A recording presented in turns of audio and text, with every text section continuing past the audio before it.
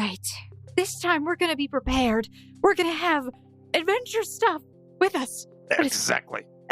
Gear. We're gonna And plan. healing potions. We're gonna plan. We're gonna prepare. We're gonna train for this. We're gonna get ready. We're gonna get pumped. Okay, so here's what we need to do. We need to hold up the cripple. Exactly. I have a very firm business model when it comes to bandits. It's a 2-step program. Get mugged. Profit. Benavir! I hear the cry of the great doodoo bird. I must fly. You know what everyone likes when they're tired? Tall glass of juice. What is it? Why are you following me? Well, I knew you were a hotshot. I didn't think your room was gonna be all the way up here, though. You all get ready to head out of Lamb's Respite, beginning another journey.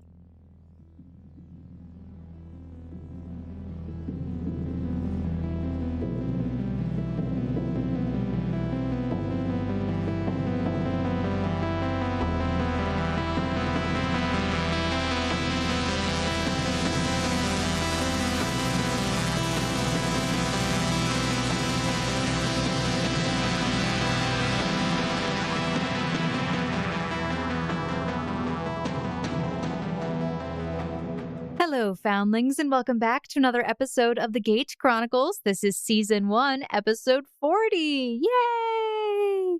I am your host and game master for this series, campaign, and episode. My name is Emily, and today I am accompanied by one of the boys. One of us! Hi, I'm Quentin. I normally am the GM for the Sword Art Online Odd campaign, but here I just play Charles Smoot, 57-year-old biology teacher, born and raised in upstate New York, currently a glorified escort for this cargo. Hello, my name is Jaden, and I'll be playing Finavir Avir, a bard and escort quest enthusiast. Well, he's usually the one being escorted, but... I do like my escorts. Yeah, besides being distracted, let's get started. The newly formed party has begun their journey to Senai to deliver some goods on behalf of Grobbin. But not all have the same goal. With orders from certain individuals, some people, names undisclosed, are told to go complete quests, in addition to the party going off to deliver something. Huh? Yes, that was as discreet as I could go. Who knows? Because I realized Jaden does not know anything else going on. It's beautiful. All right. For those Yeah. listening, I'm legit in the dark. Did Cece get a side quest? What? I bet it's Valen. Probably. He's an overachiever. You guys have been traveling for a little while from Lamb's Respite. It's about midday at this point. You've gone through some of the plains and traveled through fields, which seem to be owned by a relatively large farmstead known as Bright Fir Farms, which extends for miles along the roads you're traveling. All owned by one entity? Finavir, I want to be them. Yeah, Finavir, as you're riding through, you see the various signage labeling the different fields for Bright Fir Farms, and this spurs some ideas in your mind about what you would like to do in the future. And yet here you are traveling on your newly painted wagon, which is currently being pulled by one of Valen's mounts, an Aquinthian, or as Finavir, you essentially would know it more like, it's your generic horse. And for Charles Smoot, once again, you are near one of these strange equine creatures that has that snakish-like skin. Oh, is it one of those crazy snake horses that we saw when we were back in that place? Ashby? Yeah, that place. Yo, we're having to go really what a far throwback. back. Oh, Like yeah. episode 10. Yes. This horse-like creature has smooth skin with scales, almost like a snake. It has patterns that are also similar, with several eyes on its face, as well as gills on its neck.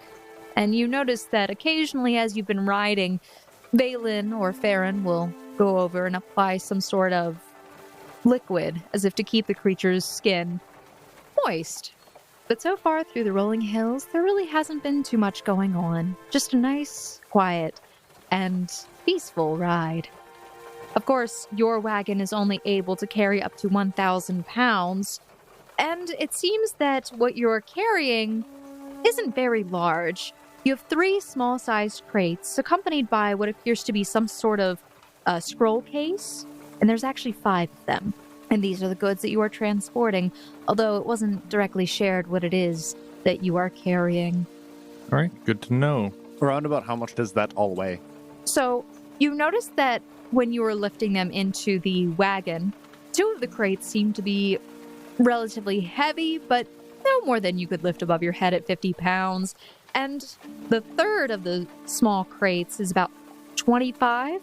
And meanwhile, the 5 scroll cases are about 1 pound each. And they seem to be watertight. It's okay. We're not fording the river. That's what you think. What if we have to? No. End of mission. No fording river. It's Oregon Trail, guys. You gonna live on the Oregon Trail? You know, the whole thing about Oregon Trail is that lots and lots of people died taking it, right? Oh, that's unfortunate. That's what it's real life famous for. Well, currently you are aware that this journey could take around about a month from Lamb's Respite all the way to Senai. And of course, you seem to be traveling along the main road at this time. However, let's just do a quick party recap since it's been a while since everyone's been described. You, Charles Smoot, and Finavir Avir. Charles being a gruff older man with a perpetual scowl set in his features, and Finavir, a young man with brown hair neatly tied back, and who is likely strumming upon his lute, are sitting in the front of the wagon on the driver's bench. In the back of your wagon, however, occupying the remaining space next to the cargo, you have David, a heavy-set, darker-skinned man who has been slowly assimilating to the culture, but continues to sport his cream-colored flat cap, and Kelsey, a young woman who shares some resemblance to Cece, but with darker hair and a far calmer demeanor. She clutches to the moss-green jacket that she arrived with, and tailing behind on their own mount, John Xavier, a relatively new member of the party, and barely even a member at that. He steers the Aquinthian with Cece perched in front of him. He seems a bit younger than Charles, but appears more tired, though equally as unkempt, save for his prosthetic arm, which is in pristine condition. And Cece, a plucky young woman who could easily be mistaken for a child simply due to her behavior. She's almost scowling equally as big as Charles Smoot right now. Probably because John's keeping her on his Aquinthian and won't let her leave. And finally, we have the 2 outsiders, the Vayfair duo. Since the lawn part of the trio is currently staying behind in Lamb's Respite, Valen seems to be the leader of that group. Another young man with stark white hair who is typically well-dressed and recently discovered by the group to have deep pockets.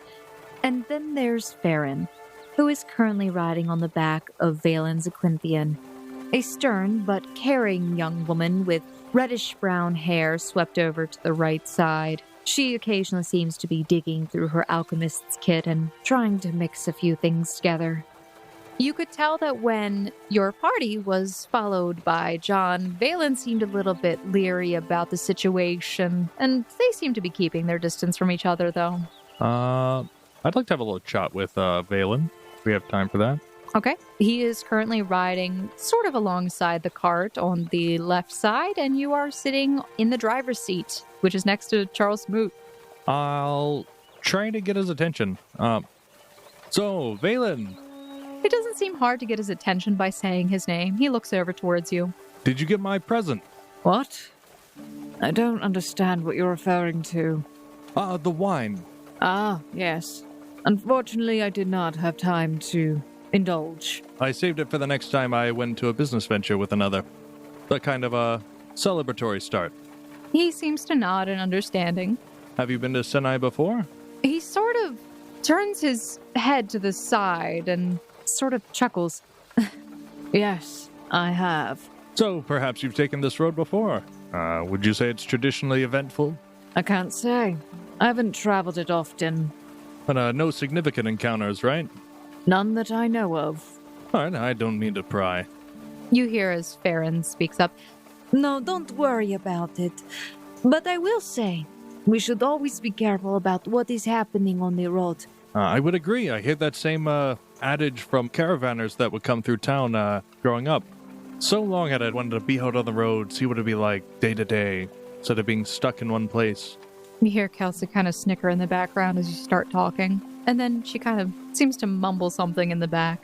Can I try to pick up on that? Yes, you may. You may roll perception, as would Charles Smoot if he would like, if he cares. He's currently brushing up on his Arthball while he's just sitting in the passenger side. 19. You turn back, trying to catch what she's saying, and as you do, you notice that she's leaning over and saying something to David, and you catch her saying, "Looks like he's going on his monologue again." Oh man, can I roll for like epic monologue? I don't know. Yeah. Orphan child picked up by the inn owner.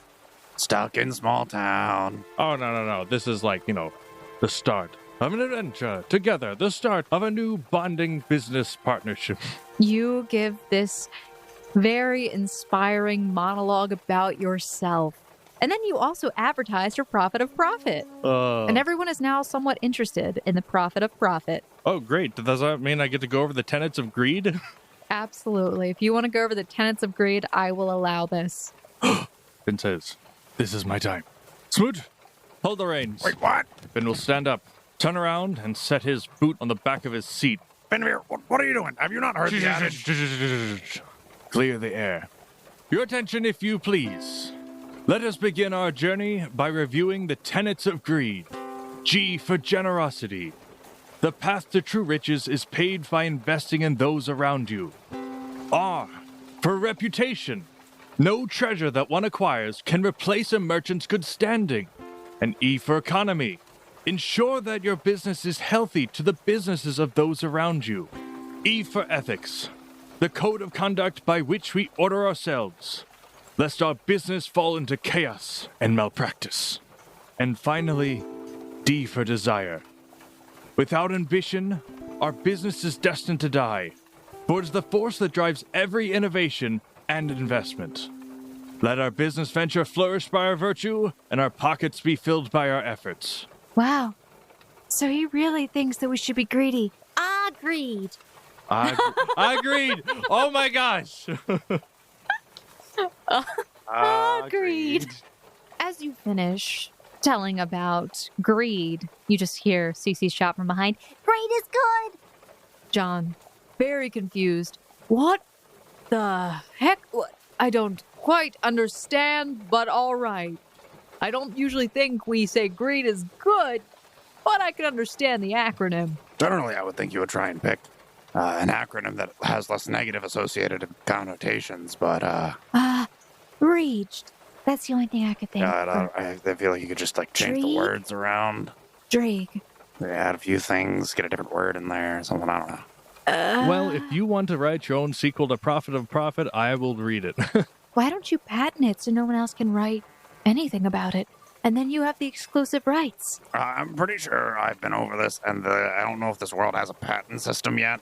You hear as Baron kind of laughs. So, are you trying to become a merchant then? It's a bit odd since you've joined the Seekers Guild. Absolutely. But I don't think I have enough knowledge of the world to even begin. Trade is all about insider knowledge of where cheap goods lie in abundance and where the need lies to transport those goods. Valen speaks up. Well, if you're looking to become a merchant, Senai is a great place to get started. And so I heard. I'm quite excited to see what's there. All right, so your conversation concludes and you continue to ride on. By about later in the day, towards the evening, you actually see over to the right, there appears to be a free-roaming flock of sheep just wandering in a field nearby. And evening comes and you all have to settle down and, well, take your watches. I don't have evening setups. All right. I have my literal watch, so You- does everyone else get watches too? No, not like that. So you guys have a set rotating shift that you all agree upon. And since you'll be going over this for multiple days, everyone ends up taking turns. Are we near the sheep? There was a herd not that far behind you guys. They do seem to be roaming quite freely in the nearby plain. Is there a reason you're asking? I look at everyone and be like, Trail rations suck. Anyone want mutton for dinner? The land here is owned, as are the animals. Those look like free range sheep to me. Does anyone else chime in? I thought we were in the wilderness on the trail. If those sheep ain't branded, that looks like dinner. You do not get any complaints from anybody. Most people seem to be setting up their own areas. Actually, John is currently setting up a space for Cece and a tent, and so are the other two. Meanwhile, David and Kelsey are just waiting to see what you guys wanted to do. David, of course, being quite reluctant to have to go out into the field at dark. It's fine. Don't even worry about it. I'll take care of it myself. I grab my lantern. Just in case I'm not back before it is dark. I'll be back in a jiffy, everybody. Does Finnevier know that explicitly the sheep would definitely be owned? You could roll a knowledge local. Okay, I will do that. That would be a 14. You do not know if these sheep are owned by anybody, but you've seen a lot of the land was claimed by Brightbur Farms with signage posted around. But for the past few miles, you haven't really seen any of that signage, so you're not exactly sure. All right. Well, let's see where the cards fly. Cerulean, stay. I'll be back. All right. And Charles Smoot is off, bastard sword and masterwork knife in hand, Crouching, stealthing. going in as to not startle the flock. You begin making your way out into the field, hoping to come across some of the sheep that you had passed earlier. You are by yourself. Go ahead and roll a survival check for me if you're going to attempt to track.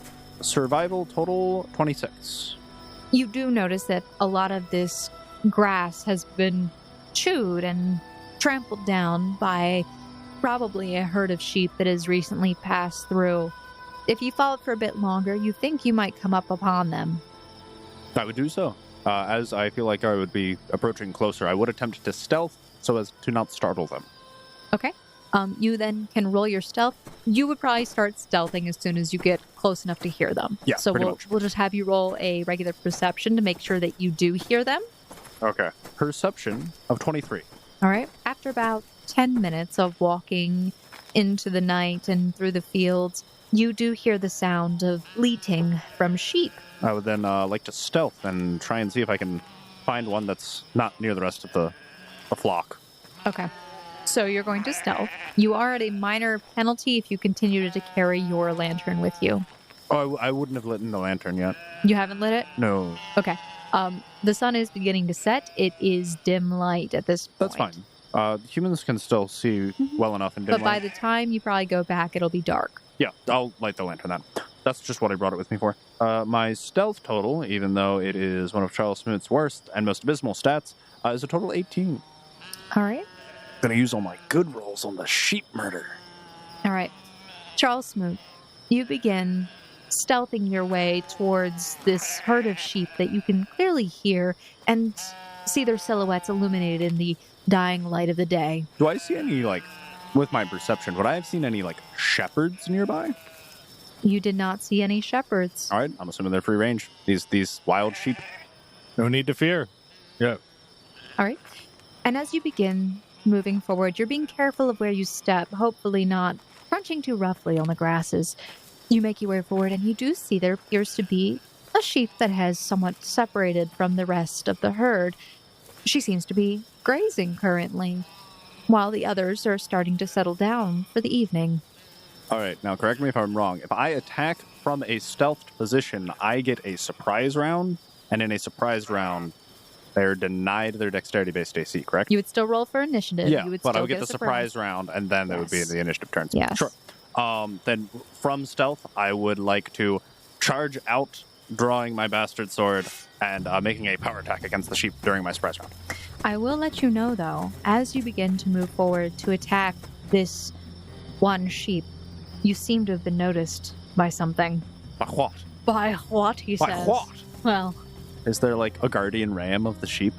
no, make a perception check. Hold on a second. There's a lot going on. There's a lot going on here. How does my 13 do for perception? You are very focused on attacking the sheep. You will get your surprise attack, but you are noticed by something. That's fine. Well, I wouldn't know that, but let's carry on. I'm getting ready to charge this grazing female sheep Okay. with a Go bastard ahead sword. and roll your attack. We have a 16 to hit for Charles Smoot. That hits. What is your damage? And a rocking 12 damage. You take your bastard sword and you just cleave straight through part of this sheep, literally just slicing through sinew. You got your surprise attack off on the sheep. However, barreling towards you is a medium-sized ram, very upset and ready to protect his flock at all costs. Are all the other sheep running at this point? Yes. Okay. And there's only one ram. Let me double check. No goodness. You only see one ram? I only see one ram. There's like 7 others waiting to come in and like kick my butt. There's only one that you can see. Can I perception to see if there are more ram? Well, currently it is this ram's turn. Oh no! So you're going to have to hold off for your perception until That's it's your fine. turn. All right, barreling towards you. This ram points his horns down, and he is attempting to... I have been gored by a dire rabbit. Come at me. So he charges at you, and he is going to attempt to... I'm going to just say this is his charge attack at you. He Well- can hit me with swords. He actually comes up, and he misses you by a mile. Oh, that's amazing. He essentially flies around the side. He slides in the dirt and paws at the ground, very frustrated. Okay, on my turn, startled by the sudden defense of the flock, Charles Smoot would survey the land to see if there are any more rams coming to kick his batukas. Kick his batukas. His batukas. Okay. Perception for more stalwart ram defenders of a 20. You do see off in the distance another ram comes barreling in. Just one? Yes. Okay. I think I can take 2 rams. I'm going to charge at this ram, also with my I'm going to countercharge his charge. Okay. How far away is he? 30 feet. Oh, yeah. I run up to him and I attempt to slash at him with my bastard sword. 24 to hit. Yes, it hits. Please tell me your damage. 14 damage. You take your bastard sword and you slash down, hoping to take this thing out in one swing. Unfortunately, this creature's horns are very tough, but you do manage to graze directly into its head. It appears to be very injured right now, and one of its horns is now broken off. That's a trophy. Hollowed out, you get a drinking cup. Oh, no. Jaden's like, drinking cup. ew. No, not ooh. Like, I'm just really worried that this is someone's pet. All right. That is my turn. Okay. The other ram comes charging at you, but unfortunately it takes his entire move to get up towards you, so he kind of slows and skids to a halt and starts pounding the ground with both of his hoofs as if he's getting ready. He's like trying to challenge you. Okay. So this ram that you have severely injured, it's its turn now. This ram is going to attempt to bite you. It's not missing. Raging after a charge without my shield, my AC is a 7. Well, don't worry. It bites you, but with your thick, beefy, and meaty legs, You're kidding me, right? What? Did a crit fail? you only take 1 damage. 1 damage? Jesus. It's breathing very heavily, but it is defending at all costs. I will say, Finavir, why don't you roll perception check, by the way? That is a total of 12. Hearing the sound of battle, don't worry, the DC is like 0, by the way. Negative 15, I heard. So, you can very clearly hear the sound of Charles Smoot off in the distance yelling, and a bunch of sheep bray. Do sheep bray? Is it braying? Bleat. Bleeding? Yes, sheep are bleeding. Wait, hold on. So, also, I would also like to point out the ground begins to rumble, As there's a stampede of sheep running away from me. but it seems to be coming in Towards the camp? towards the camp. Towards the camp? Is there anything really quick while Finavir is over there? Was there anything your character was going to say? Oh no, before things got hectic, I was gonna, sing a little ditty and just kind of lighten the mood. But, rumble, rumble, rumble kind of has me concerned. This smells of the deep doo-doo bird. I'm trying to think if Finavir has enough information. He knows that Smoot went out there. He hears bleeding. We'll come right back to you since you're I'll let you think it through. If there's anything You also wanna said they do. were a mile out. Will they Yeah. run in a straight direction for a mile? They Could might be. not get all the way to the camp. They might not. Yeah, the wildebeests that killed Mufasa, I'm pretty sure they went a while. They did kind of run for a hot second, we'll say. So anyway, yeah, Charles Smoot, it's your turn. Oh, it's my turn before the other ram? Yep. Yeah, we'll just... The already wounded ram, we will put it out of its misery. This poor beast. It's so sad. Please roll to hit. 17 to hit. Definitely hits. Please tell me your damage. This one is only going to be 9 damage. Okay. How do you kill this ram? Decapitation. The best way. I need its head as a trophy. All right, you've already damaged the horn. The head isn't going to be as good of a trophy, but you bring your bastard sword around in an arc, swinging down using the force of gravity, and you decapitate this poor ram who's just trying to do his job. Can I intimidate the other one to see if it will flee? You can attempt to intimidate it if you would like. Yeah, he's floundering for words and goes, grrr, scary man, with a total of 6. Okay. Yeah, Charles Smoot, after having decapitated this other ram, you're actually somewhat surprised by how quickly it was over, since you're so used to fighting things that are much larger. And you turn and kind of... Fear me. But at the same time, you don't really want to scare it off. You're actually rather enjoying this a little too much. All right. It is that ram's turn. So this ram actually charges, and it manages to barrel against you with its horns. With its nice rack, you feel as your weight is shunted slightly off kilter. You take 4 damage, bludgeoning. Smoot will be intentionally aiming for not the goat's horns and attempting to kill this so he can preserve the Is that like trophy. an anti-called shot? I'm hitting everything except the head. It's like an anti-called shot, like anything but the head. Okay. I get a bonus to hit. Who knows? I don't think so. No. No. But I will be rolling to hit. I will be doing a power attack with this one. Crit fail! Oh yeah, no. You were trying not to hit the horns, but unfortunately, you swung upward, and actually doing so, you managed to graze against one of the horns, and you damage it. No, that's the one thing I didn't want to do. All right. That's my turn. Okay, it's going to attempt to bite you and try and tear off your pant leg. Not my pant leg. But I don't need worry. Oh, these are some really bad rolls. I'm no longer at a 7 AC. I'm at a 9 because I did not charge last turn. Okay, well, it can't get through your thick, meaty legs. Thick, meaty legs. Mama raised me good. Nah, it's really the pants. Oh, okay, well. Levi's. Okay, this is going to be a Built back and different. forth. Hit it. Yep. Power attack. Crit fail. Let's see it. Who gets to break their low roll curse first? This reminds me of the time I almost died to a squirrel. Bite me. Okay. So, with that crit fail, you actually managed to do an upwards arc, but instead of actually making contact with the creature, you feel as you kind of lose your grip somewhat on your own weapon. It's fine. Let's go flying. Yeah. That's fine. I have a Masterwork dagger as backup.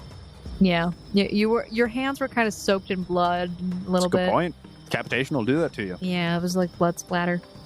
All right. Well, now it's this ram's turn to hit. My whole 9 AC. It does not hit. Amazing. It attempted to bite into your other pant leg, but unfortunately, these what type of jeans? Wrangler, Levi's, who knows? These They're built different. Levi's Levi's built different. These Levi's are definitely built different. This ram does not know how to get through them. Roll your hit. I would draw out my Masterwork knife Okay. and attempt to strike it with a power attack. Yeah. What was it? Does an 11 hit? No.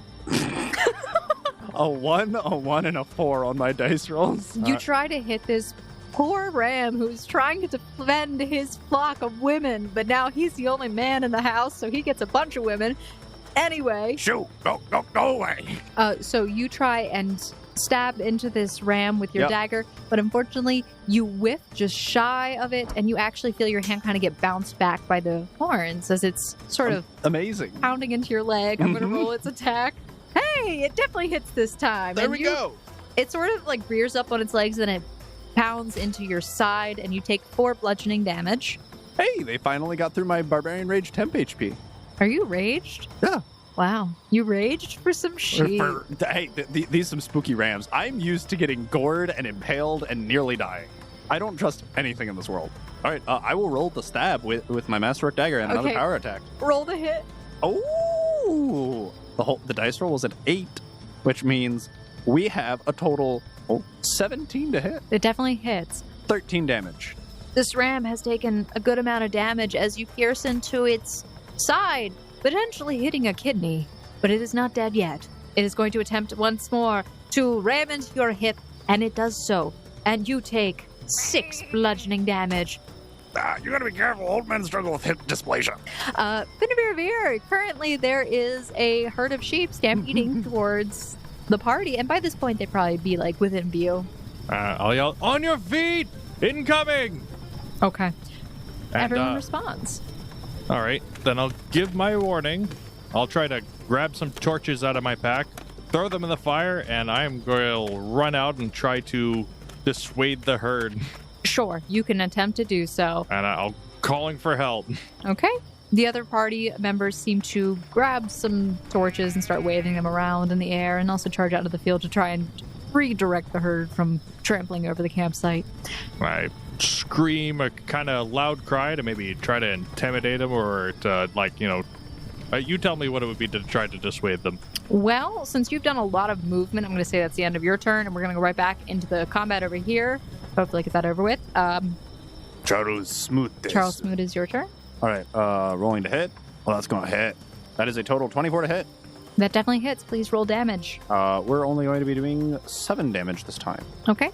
You bring your dagger back down, and you manage to pierce up a little bit higher, but as you do so, you feel as the creature's body goes limp, and one last sigh of air exhales from it. And you are now out of combat. Meanwhile, at the campsite, you see as the herd begins to sort of divert away from you and goes actually around the campsite, avoiding the flames and fire. Although some parts of the camp do get trampled, everyone seems to be okay by the end of it.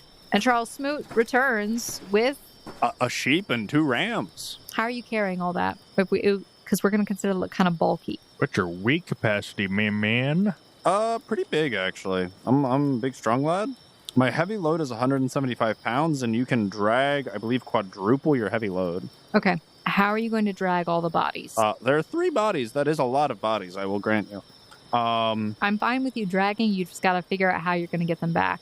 I want to grab the horn that got broken off and put that in my backpack. Okay, you do so. You have 1 horn. I'll leave the decapitated goat head.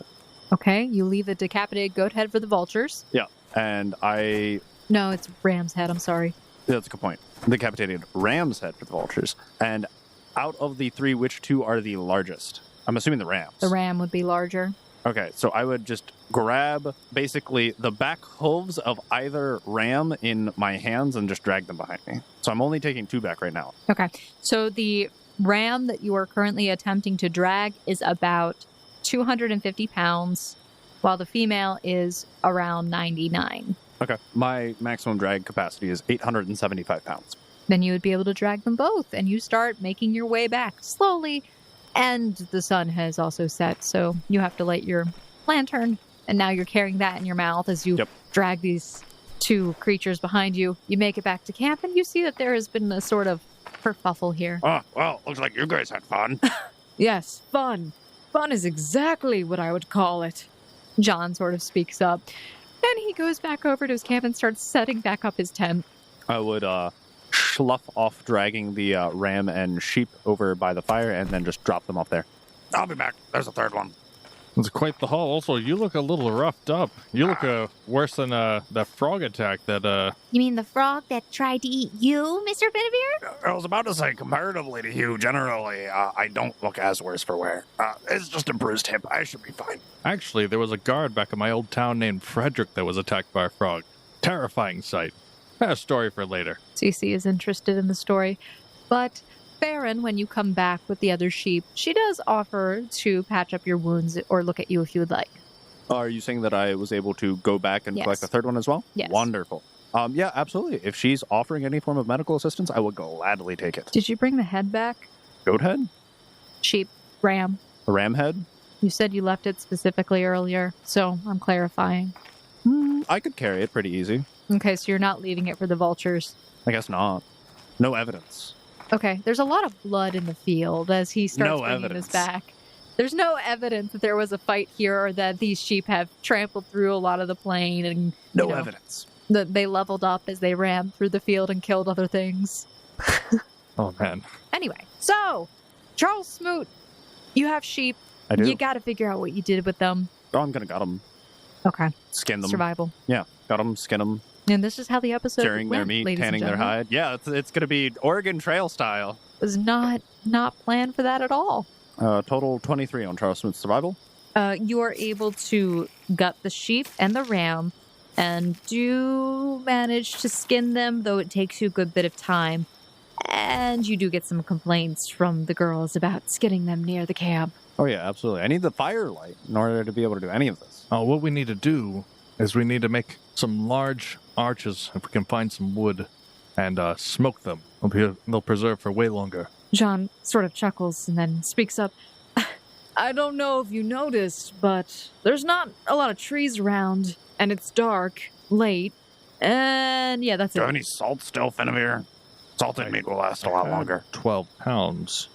If we cook it, it'll last for a couple of days at the very least. But yes, some will probably not. I didn't really bring an entire cauldron to salt it in. We'll just have to rub it on. That would work, I guess, but it's going to take a while. A few hours at least. And it's late. I'll leave it to you guys then. Charles, if you'd like for me to look at your wounds, I can. That's fine. It should just be a bruised hip. I'll sleep most of it off. So Charles Smoot, with some help from Finavir and some from Cece, which is not really that much help, you managed to salvage about 80 pounds of meat before you both become exhausted and need to sleep. And then when you get up the next morning, you're still feeling quite tired. Additionally, also, you did manage to get about, I think it's 100 pounds from the wool. I now just rest for most of the carriage ride, just chilling. I did my work. Well, luckily for you, another few days go by with little incident. You pass through some beautiful valleys and hills until one evening you settle down and your group actually begins to make Ram some stew. Yes, Yeah. ram stew with the stuff you got. But you continue onward. Nice ram stew we got here. Oh, I wonder who we could thank for the provisions for that. Thank you, Mr. Smoot. So kind of you to mention something. Well, if you didn't brag so much earlier today, I think I would have thanked you sooner, but this has been going on for about 6 hours now. Please stop. I'm sorry, did anyone else fight 2 rams at the same time? I don't think so. That's all I'm saying. You hear John speak up in the back. A great feat, I'm sure. There were 8 of them, in fact. That's a lie. What? No, the feet, because they're quadrupedal creatures. Okay, so you're trying to make a really That's bad joke. pun. Bad pun. Nobody gets it. Fine. Whippersnappers. You hear John sort of speak up as you guys continue on. By this point, it's been about a week since you left Lamb's Respite, and Valen warns, We should be coming upon the bridge soon. I hope you are ready for passing through the border. Border. What's this? Do I need a passport? We're heading into Rayland, What? the kingdom of Rayland. Anyone want to give me, the too long didn't read of that? Well, Cece shouts from behind you guys, trying to make sure you can hear her really well. it's a kingdom, and that's all we got. Valen sort of sighs. Yes, Rayland is a kingdom, and we are heading to the capital, which is called Senai. Any other questions? The jurisdiction of the Red Guard really not extending this far, right? Make a perception check. Total 14 for Charles Smoot. Okay. Finavir, were you interested in looking and listening in this conversation? Oh, he's always listening, waiting for an opportunity to butt his nose in. Okay. If you wanted to roll a perception check, I would ask that you do so. 20 total. Charles, since today you are the one that is driving the wagon, you're not really paying too much attention to his reaction, but Finavir, you do make note that Valen sort of furrows his brow and tightens his grip on the reins, and Farron seems to peek around towards him in a nervous manner, though this reaction is hidden away quickly as he sees you staring at him, and he speaks back up. The Red Guard have no jurisdiction in Rayland. They come from the southern region from another kingdom. They have no business up here, so there's no need to worry. Good. That's what I like to hear. So, you continue on your journey, making your way towards this bridge that Valen has mentioned. And along the way, at about midday, once again, you start coming around a hill. You come upon what appears to be a figure sitting on the side of the road on a rock leaning there. And you can see that there's a bridge up ahead nearby, maybe about a mile or two away. Be careful. Look out for any trolls. I don't think there are trolls here. What? Are you kidding me? Maybe you are the troll, but I'm just saying there are a lot of trolls back where I came from. A bunch of people just constantly, like, inciting angry responses just for the fun of it. Yeah, you don't know how to take that. Is that what trolls do in your lore? Well, in ours, they attack wandering venturers or small children. Yeah, generally under bridges. Yeah, I know. It was a joke because you see the word was readopted and later used in slang terminology for people who would basically make fun of others for amusement. You guys come closer towards this figure who's sitting on the side of the road, and you see that this person seems to wave towards you. I'll wave back.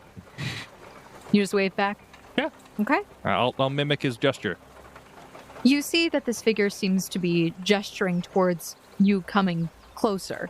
Oh, then I won't mimic that. That'd be weird. You come closer. No, you come closer. All right, are we approaching or are we like getting ready to pass them? Because I will halt the carriage, the wagon if near be. You are beginning to come upon them relatively quickly since your carriage is moving and they're not that far ahead of you. I'll halt the wagon as we approach, slowing it down. And you hear as Valen sort of steadies his horse. Steady. Hello there, traveler. Hello, dear travelers, yes. Watch out, this might be a troll. It seems that this person that you have come upon is what looks to be like an older woman, and also sounds somewhat like that. She's dressed in a tattered cloak that seems to wrap fully around her body. She seems to have a sack slung over her shoulder, and her face is shrouded by her hood.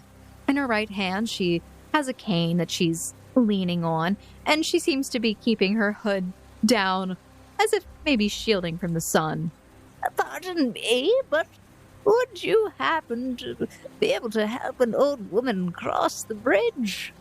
Well, I don't see why not. We should have plenty of room in the wagon. Everyone, can you make room back there? Yes, You hear Cece shout. although I'm not on the wagon, so I don't think it matters. Fair enough. I think we have enough space. Can suck my gut in a bit and we'd be good. But of course. As I would gesture for her to make her way to the back of the wagon, I'm assuming like I would turn to John and gesture for him to come closer. Okay, John. Well, I'm helping her into the rear of the cart. Okay. So John is currently all the way at the back. He has been riding behind the wagon almost the entire adventure with Cece. Who's sitting in the wagon? It is Kelsey and David. I would then, I guess, gesture towards Kelsey. Okay. Would be the next person I trust the most. Okay. And I would like to stealth and whisper something to her. Okay, sure. I'm a very loud person, though, so this generally does not end well. Yeah. Like eight levels of bad. Okay. So you sort of speak whisper to Kelsey. All right, so listen. Never turn down a traveler, but also always be on your guard. Sketchy old people could, like, shank us and try and rob us of our goods.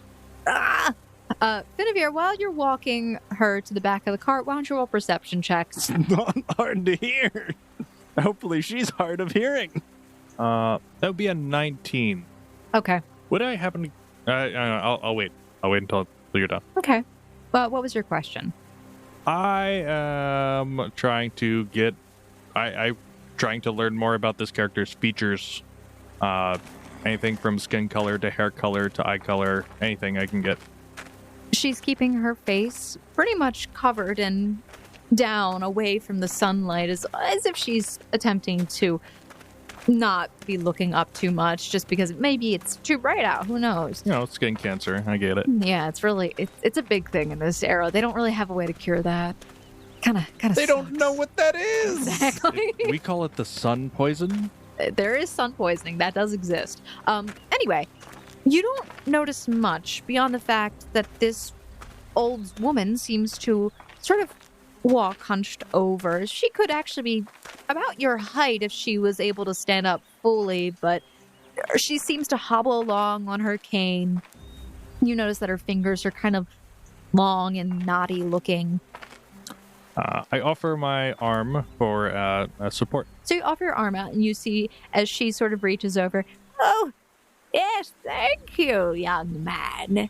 she'll put her hand on your arm and sort of push off of it, and you kind of feel like an actually relatively strong push down from this woman. She seems to be pretty strong for her age, her assumed age, Her presumed age. her elderliness. Is she like, a bulkier person? Or like, I mean, from what I can tell from the shape of her cloak. It's very hard to tell, especially because the cloak seems to just go all the way around her body and down to her feet. Okay. I'm very suspicious of witches. I don't trust them. I do. Last one I met was amazing. She's the best in the world. Listen, I'm not going to turn away a witch because that's how you get cursed. You see, as she gets up into the wagon, she sits down pretty quickly, like onto the back of it, and sighs heavily. And she adjusts her robe quickly around her legs. Lady must stay modest now. Yes, would you mind taking me to the center of the bridge? I need to spread my husband's ashes over the water. Well, we've got to go over the bridge anyways, so I don't see why not. Oh, thank you. How kind of you. This is totally a plot by bandits. I'm calling it now. She wants us to stop the wagon in the center of the bridge so that we get ambushed by the rest of her party. I mean, that's a great plot point. I'll have you know. I like it. May or may not be what's happening here. Who knows? But I am very suspect. You can be suspect all you want. I'm riding my generosity and ethics here. Yeah. Old woman in need. That you Greed is gotta good. pay it forward. Charles Smoot is helping the woman, but not without suspecting her. Interesting. He's been duped too many times on the streets of New York. All right. So you begin making your way towards the bridge with this old woman now accompanying you. And she seems to ask you a few questions just about what's going on in Lamb's Spite in town. The value of the cargo we're carrying. General questions. General questions. Oh, I'm sorry. Did you ever want to try to sense her motives at some point? Oh, absolutely. I don't trust this woman. She's being too secretive. Okay. Who's being secretive? the Me woman. Or the woman? The old lady. Okay. I am listening very intently to the conversation she's having, and I wish Okay. to sense her motive. All right. So you are going to attempt to sense this old woman who was just sitting on the side of the road, minding her own business until Yeah. she saw some Yeah, Kind- shielding herself with a cloak so we can't see kind who she is. passers-by. Uh-huh. 18 on my sense motive. Anything sussy about these conversations? What was your sense motive? 18 total for Charles Smoot.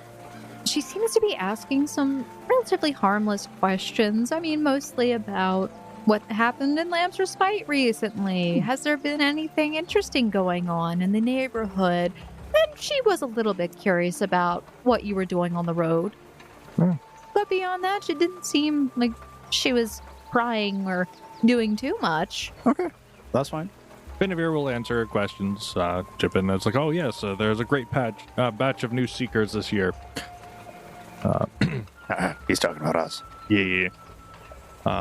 And he'll want to ask about the one that passed. She said it was her husband.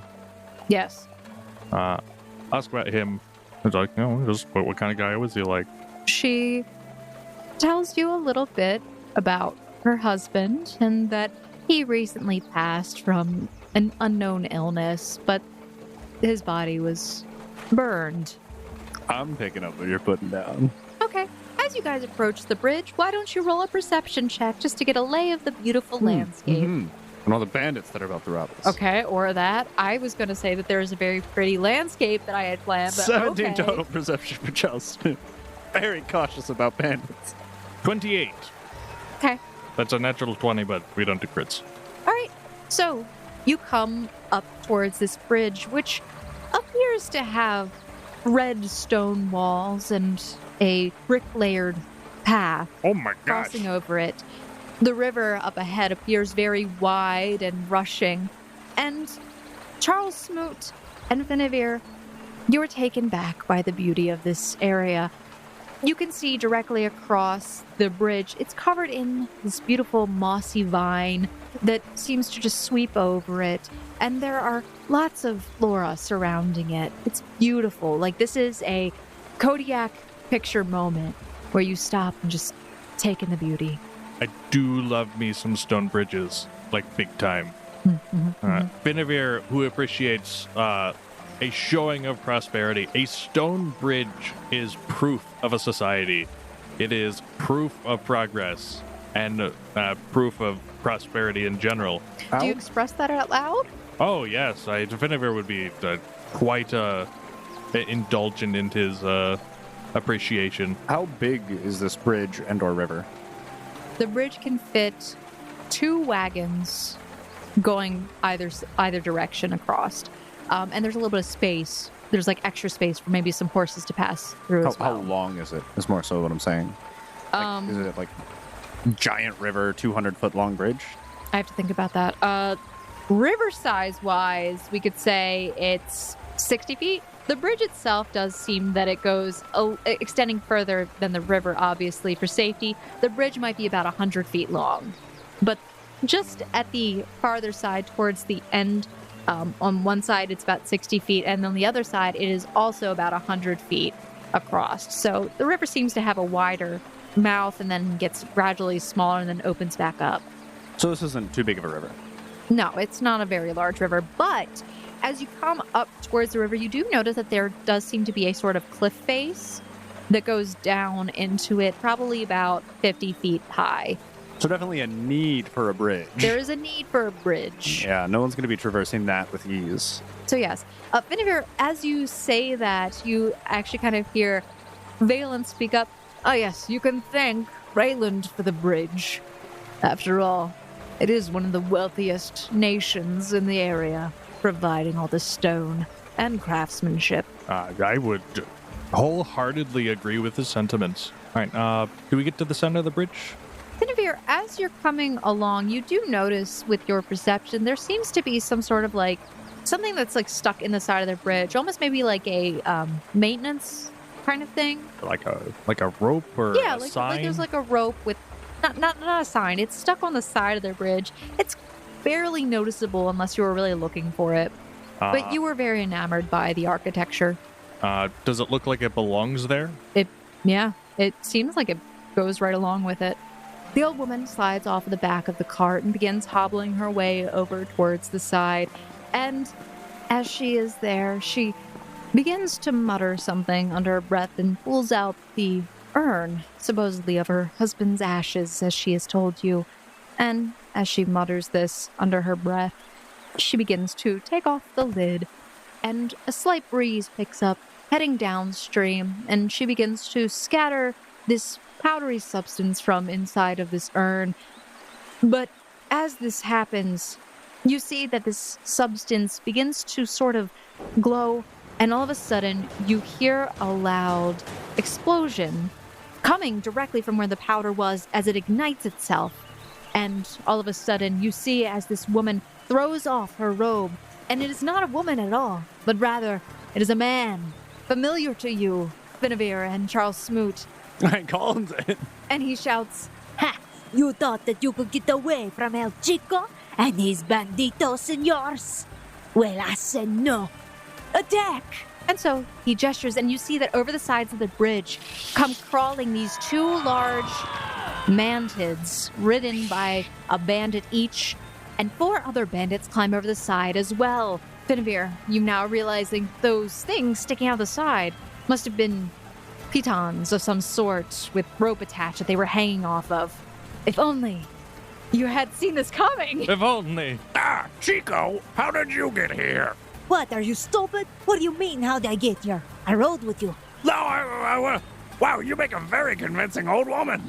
Yeah, you had me hook, line, and sinker. He blushes a little. Why, thank you. My acting has always been, wait a second, you're distracting me. Hand over the goods, or else you all are going to pay. I'm pretty sure you remember how this went last time. Looking for a repeat? Well, your protector isn't here this time, is he? There won't be a repeat of last time. Smoot, I don't think he can see you. Wave your arms. All right, I'm going to need everyone to roll their initiative. Both of us naturally crit. Which ends up being a 22 for Finn. And a 21 for Charles Smoot. It's go time. Okay, and so begins the turn order. Top of the round. All right, so El Chico, being the man that he is, runs to the back side of the bridge and climbs up atop one of the stone pillars. He seems to also grab for something behind it, and then you notice that he pulls out a bow. Taking cue from his bandit leader, one of the gruff-looking men charges in towards John, Cece, and their Aquinthian. He comes in with his axe and slashes across the creature's side, which brays in protest and pain. Not the horse! Hey, it's effective. Take out the mount, you can't run. No, I know. Beer. It is your turn. All right. It seems a fairly serious situation. 1, 2, 3, 4, 5, 6, 7, 8. At least 9 enemies. Perhaps the defensive approach is the correct option. I'll reach off my bandolier for a mirror and smash it on the cart, Okay. having the shards go fly off and to hopefully turn into several Finavir copies.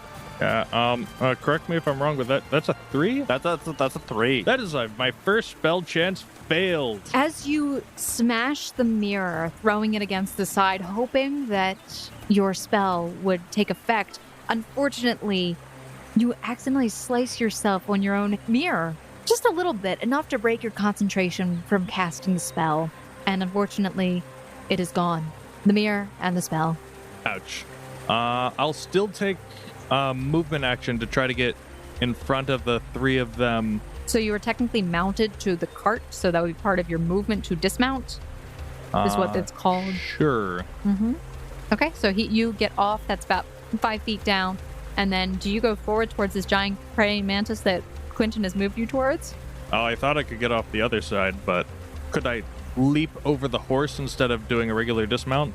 That would still be an acrobatics. Yes. Jump. Oh, would that be like, what, a 5-foot jump? You would be landing in the square of the other horse, which is right next to it. I see. So here's the deal. You can normally freely move through an ally's space, but because the horse is a neutral party, you're going to need to roll an acrobatics to make a tumble-through maneuver. Okay. Well, I'm trying to maneuver myself in front of these schmucks in front of the horse. So if I can go through the horse... So you would have to move through one square, you're going to have to make an acrobatics for each square that you go through. Okay. I can try that. You tell me what you want to do, and then I'll tell you what to roll. Okay. I'd like to tumble underneath the horse and then move up until I'm in front of the first manted, I guess. Okay, so you are going to make an acrobatics check to do a tumble over the horse. Over or under? Sure. If it's the same to do over, under, that's fine. Under would be very dangerous, and You're gonna get trampled by the horse. yeah. You ever try walking under a horse? I'm pretty Also, sure they you don't have to like it. understand that the horse has a harness that kind of would block you from going underneath of it. So you would have to go prone in order to get underneath the horse. Okay. So you want me to roll acrobatics? If you're going over the horse, yes. Yep. That's a 12. You were able to do so. So you tumble over the back of the Sequinthian, who brays in protest, and you land just shy of its hooves, more towards the front of the cart and closer to the enemies. The defender is here. The bandits that are standing in front of you begin to laugh heartily and jeer at your bold statement. All right, well, Charles Smoot, now it's your turn. Charles Smoot will go ahead and grab his bastard sword and shield from out, equipping them, and then he would also step down from the wagon, and I believe that will be his full turn. I'm assuming I can stand directly behind Valen's horse there, yes? Yes, because the horse is It's a large 2 by creature. 2. Yes. Yeah. Valen, get your rump out of my way. You hear more brays from the back and see that the flanking mantis attacks John's Aquinthian, drawing a streak of red as it cuts, but only seemingly grazes the surface. The real criminals.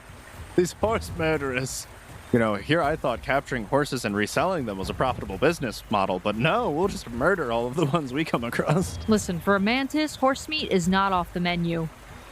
Charles Smoot, Yeah, what do you need? as you quickly glance around the scene of the skirmish, your eyes catch on a bandit who seems to charge towards the wagon with a knife drawn. He lunges for Cerulean and cuts his reins loose. This man will die today. Kelsey desperately lunges towards this man, attempting to grab the lead from him, but she misses, and unfortunately, he swings with his dagger, barely missing her, but slicing off a few hairs which float away in the wind.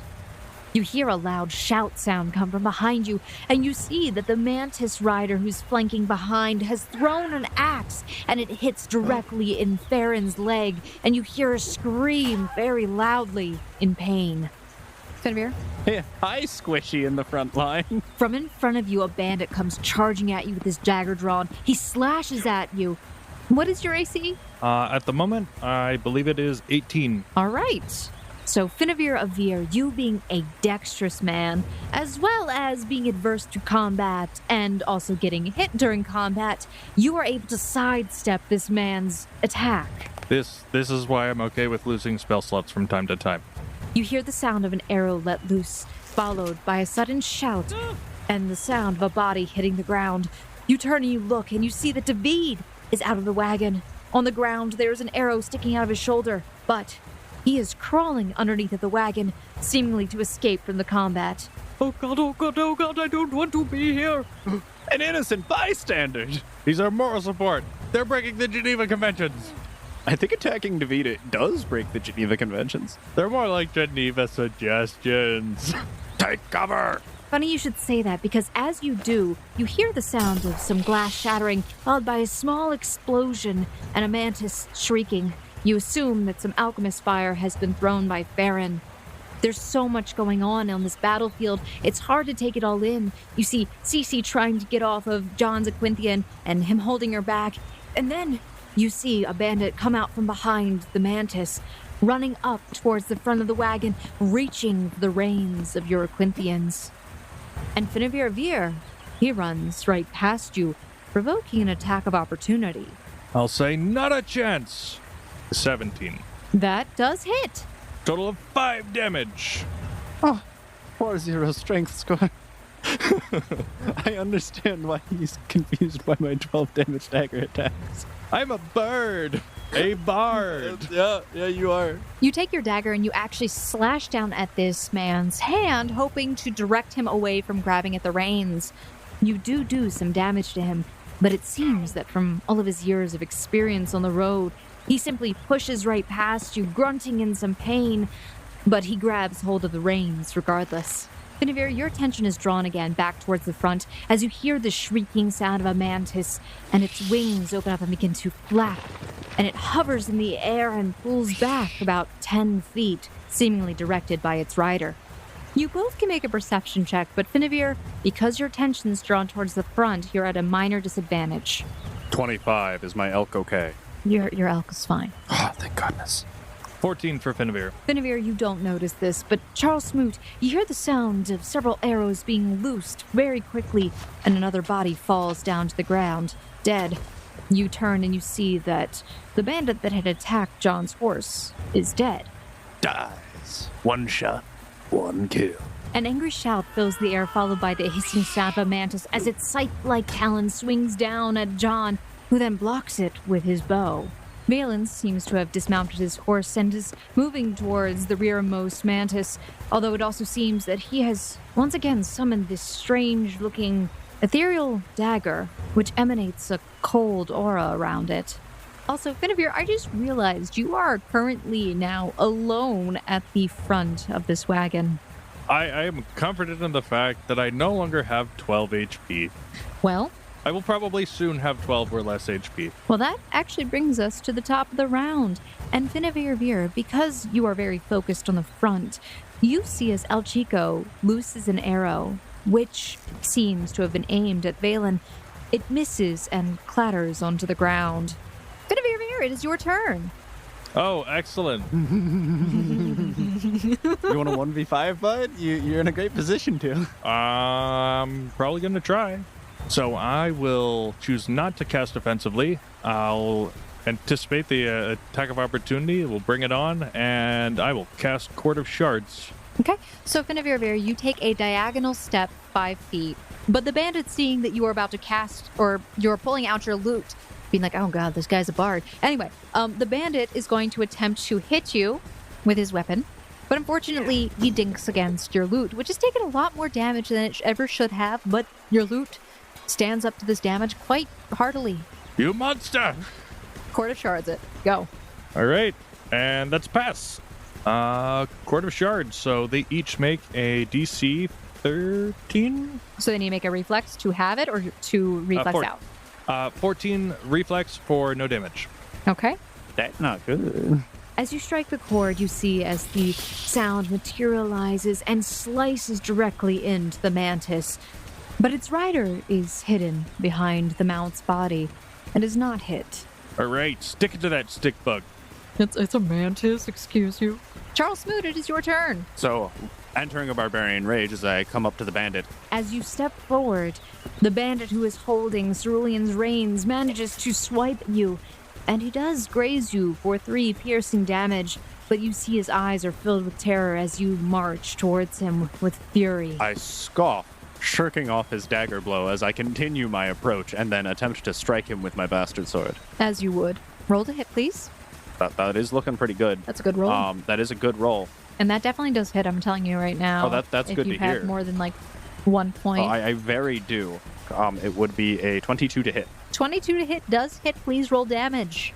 14 damage. As you bring your bastard sword down over an arc, you actually slice off this man's arm, cleaving through part of his gut, and his organs start to pour out through this wound that you've just made. He screams and falls to the ground in pain, and he dies from shock. Mine. Okay, 2 bandits down. Charles Smoot, in your enraged state, you glance around the battlefield, taking in what you can. You see that Valen is currently grappled by a mantis that is attempting to eat him, its rider hissing and cheering on this action. You also notice that Cece has been attempting to dismount from the Aquinthian, but John is holding her back. You hear Kelsey's voice from behind you. Mr. Smoot, do you want me to take Cerulean out of here? Stay. Okay, I will stay. Cerulean, stay. Land animal. She picks up Cerulean's reins and attempts to pull him back towards the cart.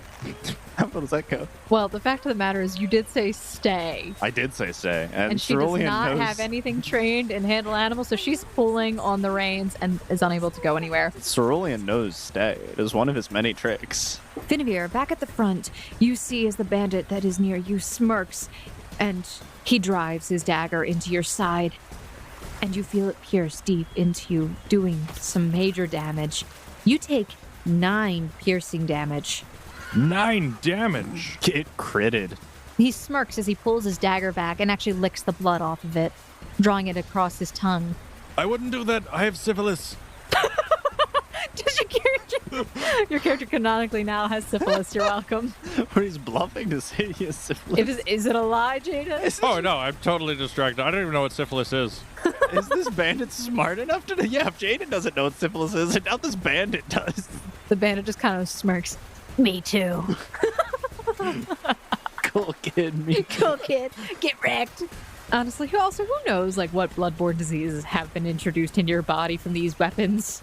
Finnevier Avir, you do notice that the mantis rider in front of you seems to fire off his bow, not aiming at you. However, you're not sure what the target was, as the arrow seems to just fly off the side of the bridge. And at the same time, Farron rides up next to you on her Quinthian, seemingly attempting to assist you and also block the wagon from moving forward.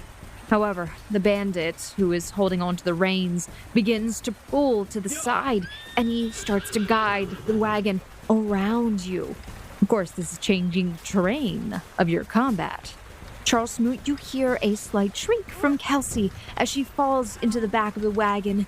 You realize that she had actually managed to get Cerulean to let her get close enough to get onto it.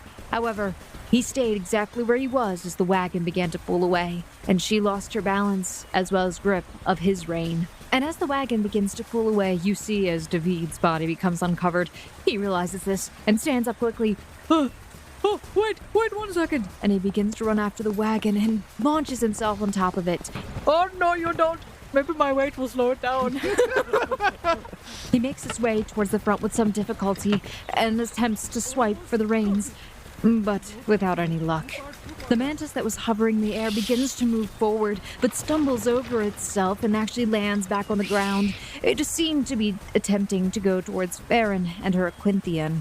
Charles, you see as John is pulling back on the reins of his Aquinthian and attempts to disengage himself from the combat, much to Cece's dismay.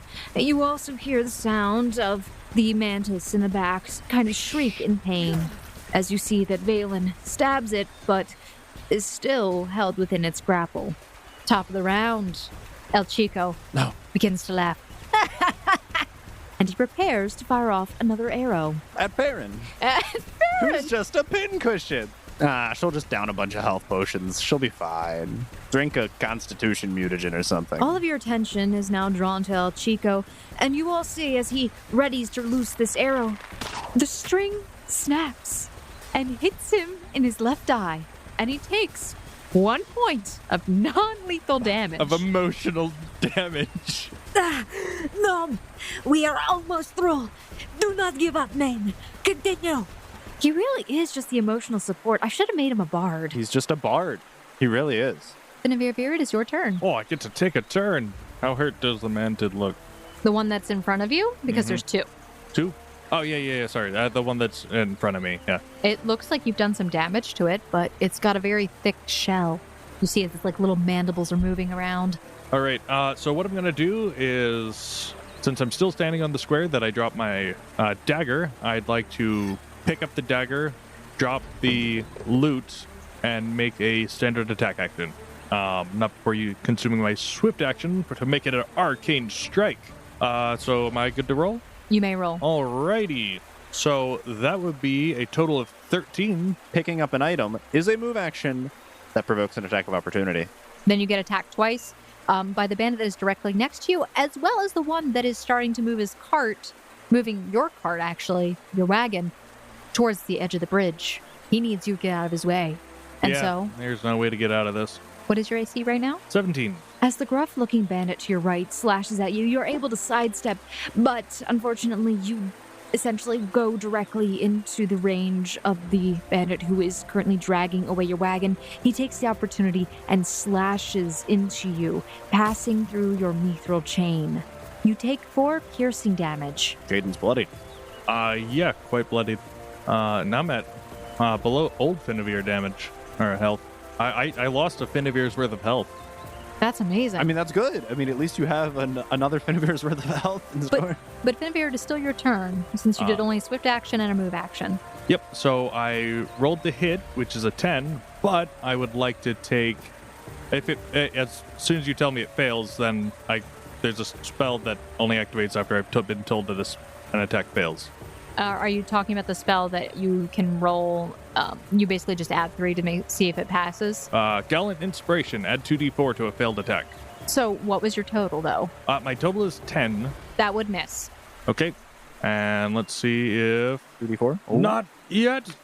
And because you're casting a spell, but their attacks of opportunity have already been used, you're not attacked again. Sounds about right. I add 7 more to that for 17. So who are you hitting exactly? Oh, I should have specified. The guy to my south. The guy with the horse. The guy with my horse. The guy with the wagon. Okay. So that would hit. Please roll your damage. 4 plus 2 for my arcane strike for 6 damage.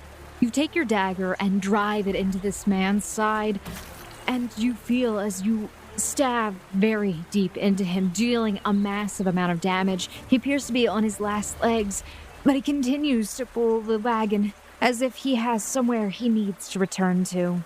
And Charles Smoot, your turn. Charles Smoot would rear back with his bastard sword, attempting to swing at the mantis's wing with a power attack, which would be a total -4 penalty. However, my to hit is a total 22. Okay. That definitely hits. Please roll your damage. And I believe Cold Shot gives you bonus, correct? It will do 11 damage, but on top of that, for the next d4 rounds, I can roll that if you would like.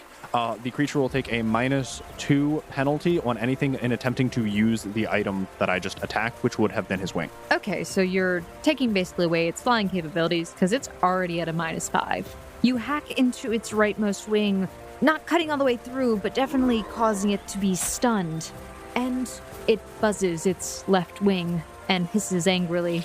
And how many rounds did you say? 3. Okay, so would you mind just tracking that for us? We are currently on round 3, but you do a lot of damage to this creature's wing, and it is sort of sputtering on the other side. It releases Valen from the grapple, dropping him to the ground, and it turns the attention to you, Charles Smoot. Fight me. Valen nods to you. Thanks. The mantis in front of you seems to raise up both of its arms in an attempt to grapple you. What is your... Low. Piss poor. I know your AC. It's... 15. Okay. Wait, I have an increased strength score right now, so 17. It has a 23. Oh, absolutely. And I'm assuming it has improved grapple. Yeah. So you take 4 damage when it grabs you with its pincer claws.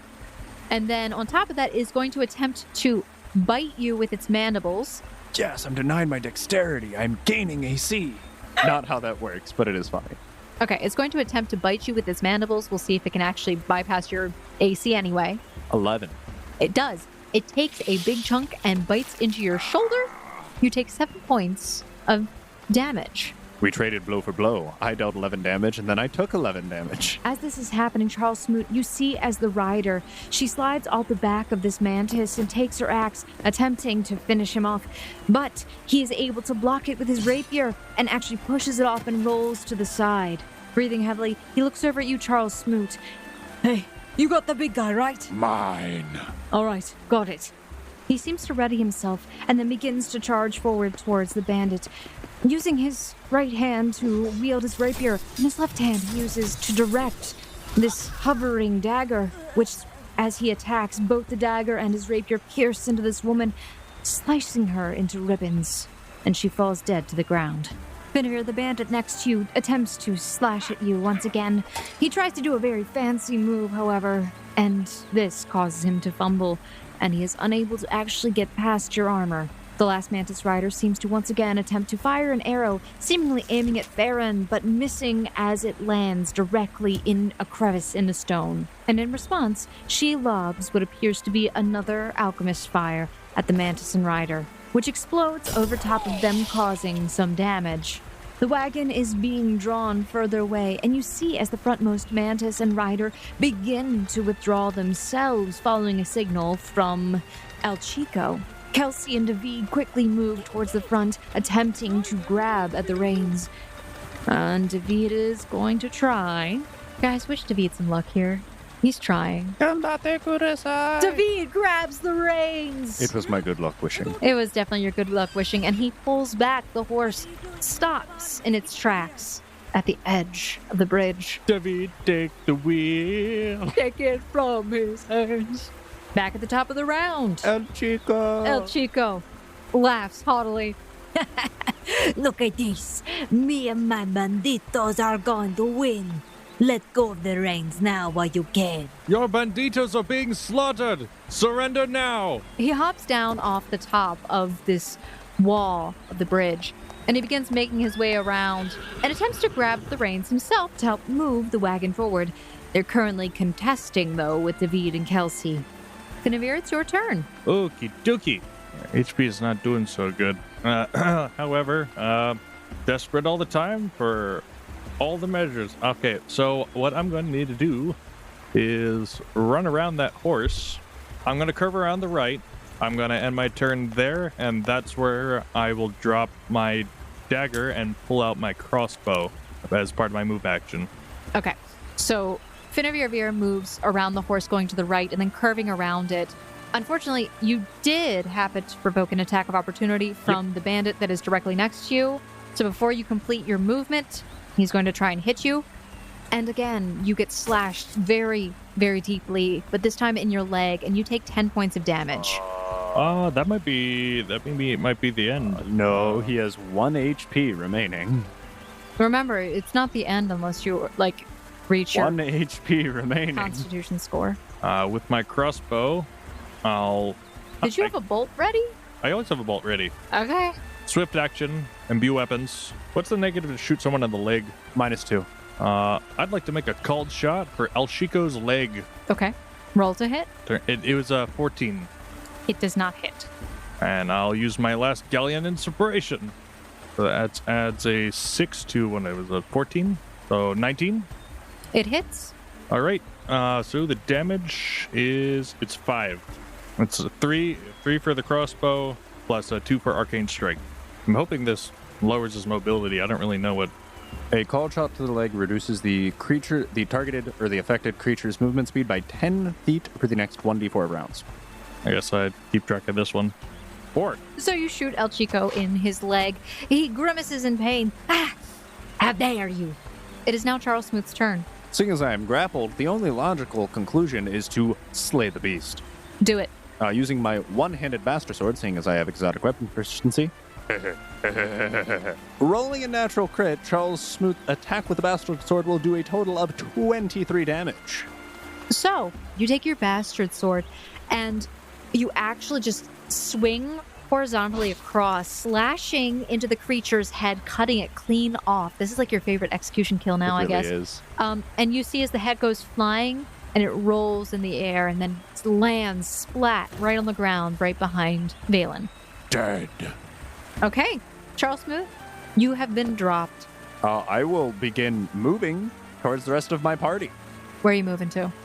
Charles Smoot begins moving forwards towards the other end of the bridge and begins approaching the other bandit, which just recently attacked Finnevere.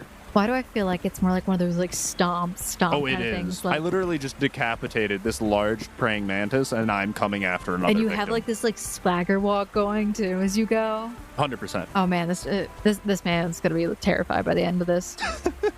Can I roll intimidate? I have 2 of your heads. Why don't you make it 3? Well, it's actually this bandit's turn. I will allow you, because there was a crit, I will allow you to take that intimidate, and I'll give you a bonus. 17 base without applying any bonuses for Charles Smoot's intimidate. This bandit appears absolutely terrified, seeing the head of this mantis go flying. It appears shaken, demoralized even, who knows. In fact, so terrified, she begins to withdraw from combat. Fair enough. I think I would do the same. She actually launches herself over the side of the bridge, grabbing onto the rope. So scared she jumps off the bridge. Grabbing onto the rope on the side and begins climbing her way back. Kelsey grabs onto the reins with David, and they both begin pulling back on the horse's reins. This is going to be, well, both of them contesting against this. You probably get another round or two before El Chico gets to run off. I like him coming back. I mean, it follows my business model. Get mugged. Profit. El Chico just keeps coming back. You guys make so much money off of him. All right, so the last mantid and bandit stand tall at the edge of the bridge. He looks towards El Chico as if to ask for direction. Do we stay? Do we fight? Or do we run and flee? But with little to no response, he takes his own action. He knocks an arrow and looses it, shooting at Finnevere, who is currently on the ground. If he hits Finnevere, I apologize. I think he dies. Nope. No, it's just got to be his Constitution score total. I can almost guarantee you a crit won't kill Finnevere. You won't be killed. Finnevere, an arrow comes flying and thunks directly into your shoulder.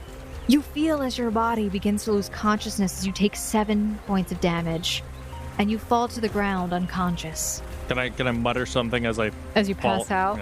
Yeah. I'll give you 3 words. I look towards Smoot, and as loud as his lungs allow, keep Cece safe. Oh God, Charles Smoot is gonna be pissed. That man shall die today. I've killed men for less. like no joke.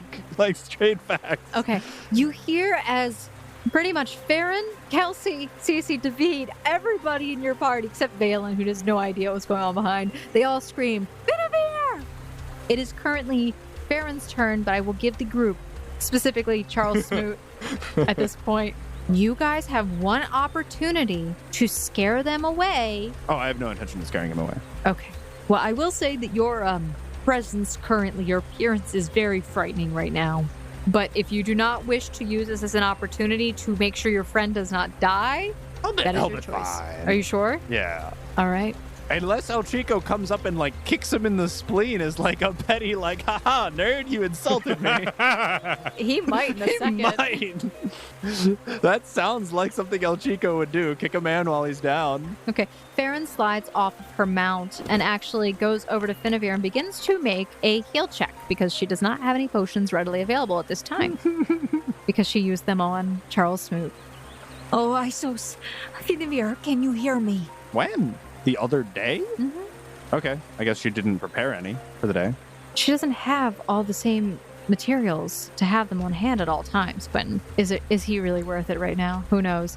She can go... Who's worth the Yara root, really? That's a good question. It's hard to come by. Who in this society can you truly say is worth the Yara root? So she's going to make a heal check on Finavir to stabilize you. She crit, so you actually are no longer dying. In fact, you regain 1 hit point from her patching up one of your wounds very quickly and very shoddily. Woo! But you are barely able to get up. You're prone currently, so you'll have to take a movement action to get up next round. Wait. I'm still -5 though. He's at -6. You said he healed 1 HP. I'm saying you are brought back up to 1, not... Oh my healed by gosh. 1. So she healed him for 7? Yes. Okay. Oh my gosh. My hero. Boku no Hero Academia. Just don't get hit again. Cece actually manages to wrench herself free from John Xavier's grasp, and she runs forward, shouting, Mr. Finavir! Finavir Veer, you see as the rider who's on top of the mantis kind of urges on his mantis to come after you, hoping to finish off the job before anything else can happen. Maybe get away. I'm not pulling punches today. I'm sorry. I mean, you just gave him a miracle 7 HP, so I don't think he's complaining. Yeah, I mean, anything that happens it's deserved at this point. I kind of knew the odds weren't great when I went up there. Okay. Finavir Veer, what is your AC right now? Dexless because you're prone. Oh. Yeah, but I also... You get your +1 from your buckler because you didn't use that arm. He's currently just like with his arm over his face. No, wait, no, yeah, it would be... I would keep the buckler, but I would lose the dex. So yeah, 16. The mantis swoops in with both of its arms, picking you up, and you feel as its claws kind of pierce in your body, and you take 5 damage. And in addition to that, it is going to attempt to bite you. But don't worry, it's probably going to miss because it has a +0 with its bite. This man's so dead. Did you just kill Finavir Veer? What's your total con score? 10. I have... Oh, you're fine. I have 6 negative HP to go, and on the 6th is... You take 5 damage. I take 5 from the bite. Oh, you're 1 HP from death. From like permadeath death. Like you don't come back. Oh God. Like if I kill this mantis and it drops you, you might die from fall damage. Oh man, do I get more dramatic 3-word death? I feel like it's like a ah. I mean, if you really want to, I'll give you, as it picks you up, you get 3 words. Just in case. Just in case. Just in case, are those your words? No. Was that it? Click. Is that all you got? Look up at Kelsey. Find your home. Yep. Find your home? Don't save me. Oh, we shouldn't be laughing about this. Okay. Currently, the cart is at a standstill. Neither side has, like, pulled strength on both sides. It's like been even. You hear Valen shout from behind you. What the hell are you doing? I thought you were taking care of it, Baron. She kind of got shot multiple times. All right, the contestation continues. He laughs heartily. See, you can do nothing without your protector here. Give up now, and we will let you live. And, well, while he's distracted, the horse manages to pull the reins from his hand. And he looks surprised. In fact, El Chico begins to back up. You take care of this. I'll meet you back at the camp. And then he begins to run off. At a -10 movement speed each round for the next... If Finavir dies, I am tracking Chico till his grave. I want you to understand. Finavir, it is your turn. All right, so if this dice he's not doesn't stabilized. equal a 10 or higher, oh no, this is the end of Finavir. Jesus, no! Jaden! These are the risks you take This is scary. when you put love into a character. Oh, God. For what is beauty without the risk of loss? No. And ladies and Would you gentlemen, like to take your inspired for today? that sounds like a great idea, since inspired can be applied to, quote, any D20 roll. He's unconscious. Find your home. I'm finding my inspiration to live. That's a pretty strong inspiration. That's a good point. Come on, you got this. All right. First roll is 11. 11! He's alive! Oh my God, we almost lost Finnever. You're gonna come home and tell Esther. Almost lose Finnever. You are stable. Charles Smoot, it is your turn. Seeing his companion in peril, he will make a charge attempt at this mantis, all the while screaming, Finnever! Okay. You charge forward, blood raging in your eyes, your body filled with so much anger and rage. In fact, Charles Smoot, you feel something odd coursing through your body. It's something that you've never felt before. In your mind, you have this flash of a black ooze of sorts. It seems to almost pump through your veins, and you see it in your mind, making like a wave inside of you. Charles Smoot has a total 25 to hit Okay. and does 20 damage to the mantis specifically. As your rage fills you, you can feel almost as if your skin begins to harden, and you bring down your bastard sword across this mantis, slashing completely through its torso. And you see almost as if your arm has turned a silver gray color, which fades very quickly. As this mantis's body falls to the ground, its rider also falls to the side of it. The mantis, the last mantis, is dead. The rider then quickly stands up and begins to flee. I'm sure he does. Chico gets another turn before me. He'll escape. Very sad. Farron immediately runs over to where Finnever's body is currently laying. She again attempts to do a heal check. I promise after this I am going to sit down and I'm going to make more health potions. There's got to be some yarrow around here somewhere.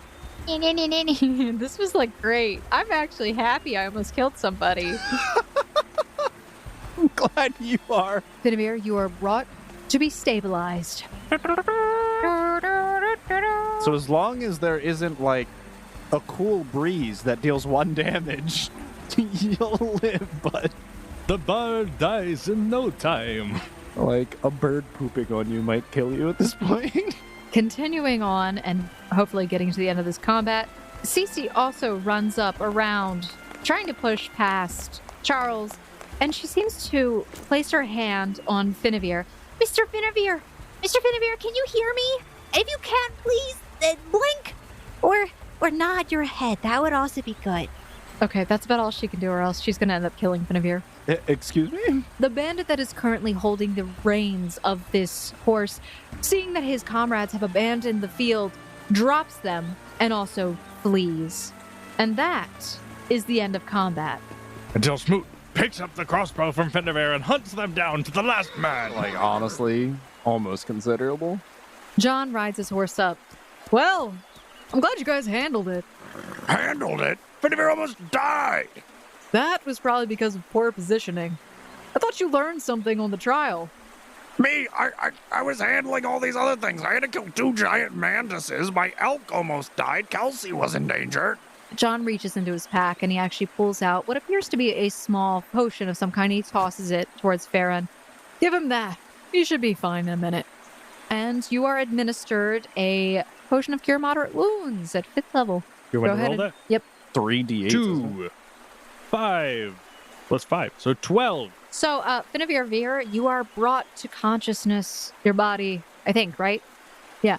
Your body laying on the ground, surrounded by your friends. Mostly friends. I look forward to when I retire. John laughs, and he says, I hope you've learned something. If you don't have the strength to be in the front lines, don't be there. Got part of my creed. Reputation. If we let the goods get away. Well, on the upside, you didn't lose your cargo, so there's that. But I will say, be smarter. Your friends are here, and they've got a bit more meat on their bones, and he gestures towards Charles Smoot. I guess now's as good a time as any to take lunch. Let's take a short break. Fine by me. And he begins to ride his horse to the other side of the bridge, where now you all have a moment to take a break. And this is where we're going to end off today's episode of the Gate Chronicles. Goodbye! Bye, guys. Don't worry, I'll be back. And we'll be waiting. Curse you, El Chico!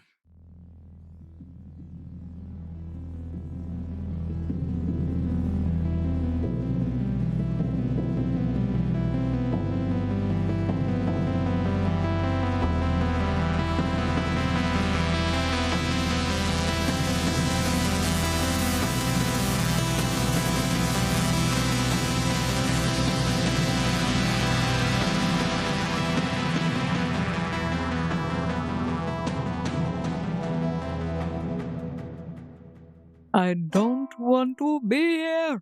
No, I do not. We're not interested in dying. I don't want to be stuck under this cart. We're not interested in dying. Thank you. Maybe I'll do this again next week.